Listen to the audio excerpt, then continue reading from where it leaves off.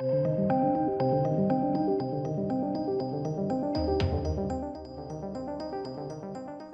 welcome to the channel, ladies and gentlemen. We've got a first look at Jared Leto's Joker in the Snyder Cut.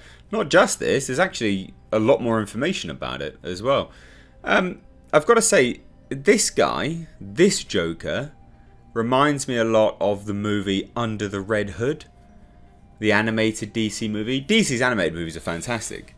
And that Joker, like, not as long hair, but a similar vibe, Under the Red Hood. I can see a lot of that in this Joker. It's a fascinating look. So let's take a look. This is the first look, courtesy of Vanity Fair. As always, they get the scoops. But first look at Jared Leto's eerie Joker in Zack Snyder's Justice League. So there's this image, and then there's this image down here. It's a completely different look. He doesn't have any of the tattoos anymore. They're all gone. He's wearing gloves for some weird reason.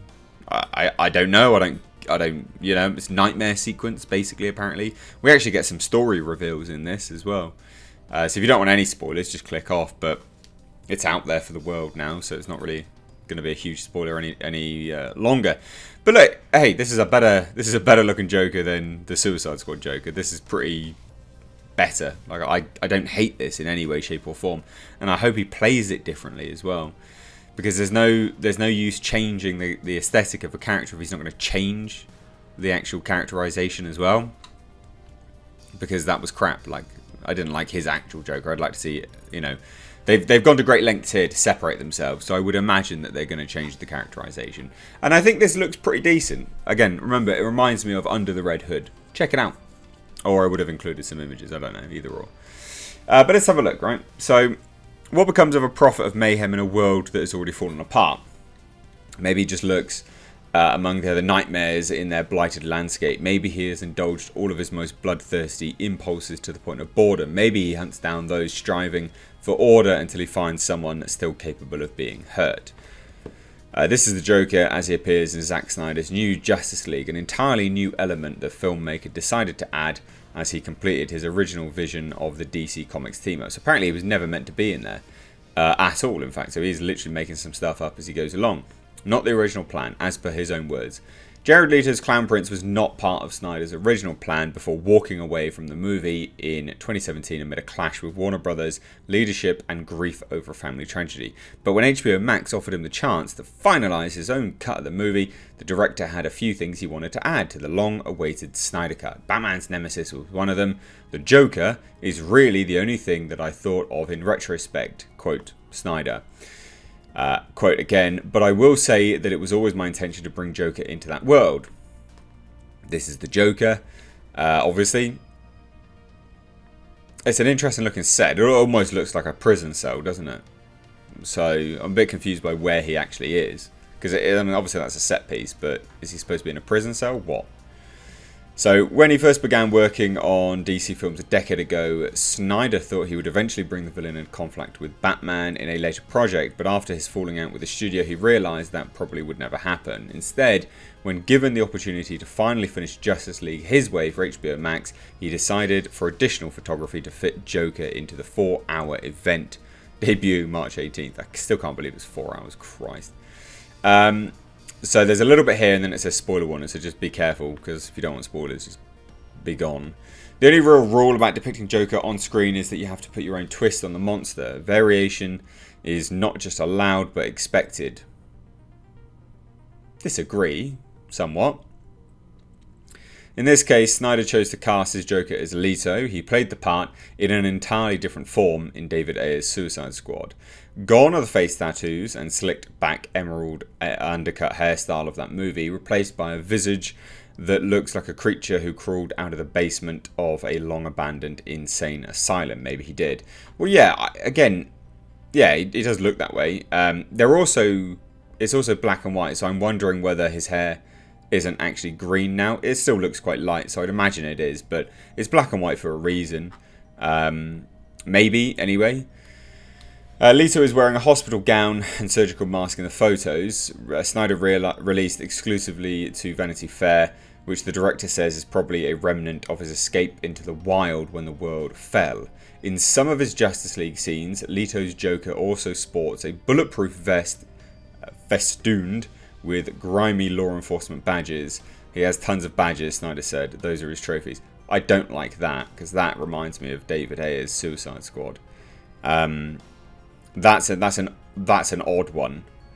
That goes back to his sort of gangster days. That doesn't remind me of the Joker. This is the Joker to me. This looks like the Joker, but having weird, bulletproof vest with bloody badges on it just seems a bit lame. Like a bit like edgelord, yeah. Anyway, spoiler warning.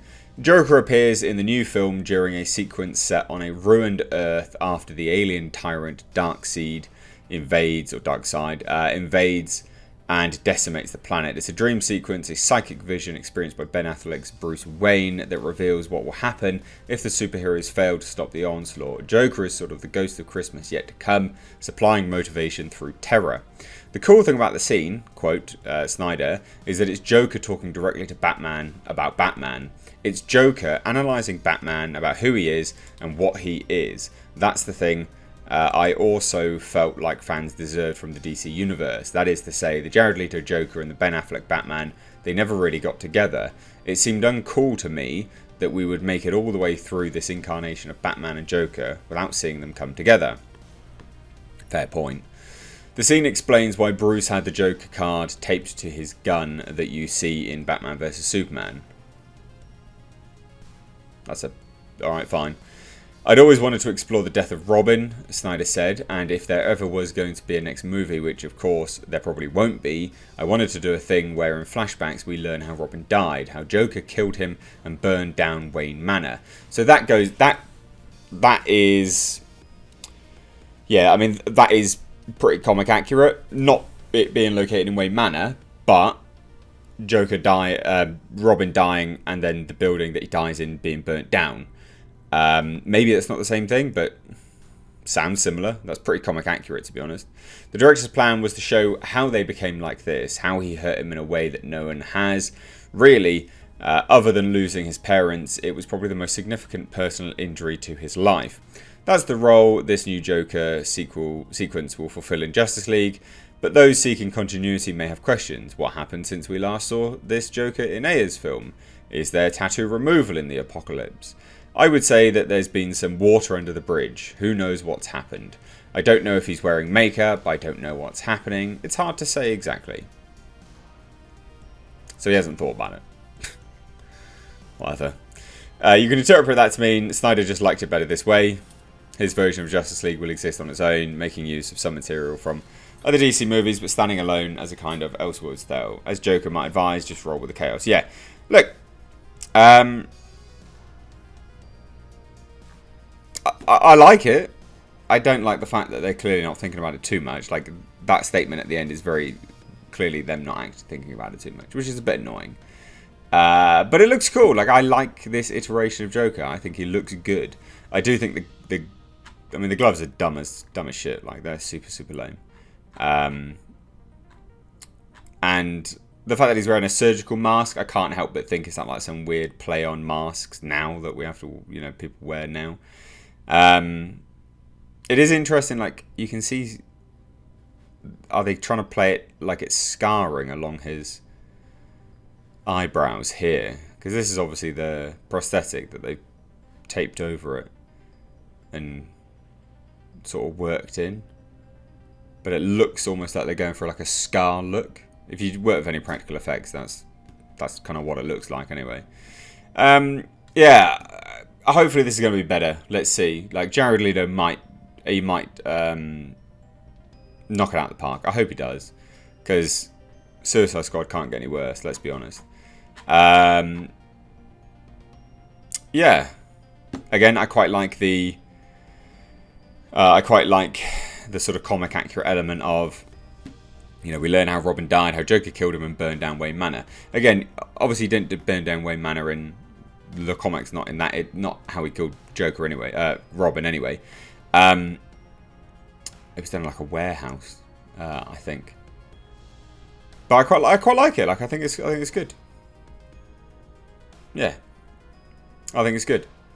So anyway, what do you guys think? Because obviously, you know, I'm just one opinion on the internet talking crap. I'd love to hear your thoughts. Please do let me know down below in the comment section. Do you think this is good? Do you think this is bad? Are you excited for this? 4 hours is going to be super, super long. A lot of people keep pointing to Lord of the Rings for that being the sort of go-to, but it's a bad example.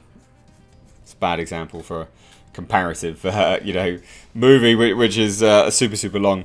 But it'll be intriguing to see how this one pans out. It's good to see that it's a nightmare sequence and he's sort of plodding through the chaos. It'll be intriguing to see.